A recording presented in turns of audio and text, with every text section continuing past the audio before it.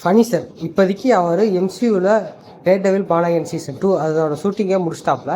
இப்போதைக்கு ஃபனிசருக்குன்னு ஒரு special presentation வரப்போகுது அப்படின்னு ஆல்ரெடி சொல்லியிருந்தாங்க. அந்த ஸ்பெஷல் ப்ரெசன்டேஷனில் இப்போதைக்கு இன்வால்வ் ஆகிருக்காப்புல நம்ம ஜான் பெர்த்னால். ஏன்னா இப்போதைக்கு இந்த ஸ்பெஷல் ப்ரெசன்டேஷன் வந்துட்டு ஒரு முக்கியமான ஸ்பெஷல் ப்ரெசன்டேஷனாக வரப்போகுது. ஏன்னா இப்போதைக்கு நம்ம எம்சியூக்குள்ளே நம்ம டேர்டெவில் வந்துட்டார், ஃபனிசர் வந்துட்டாப்புல.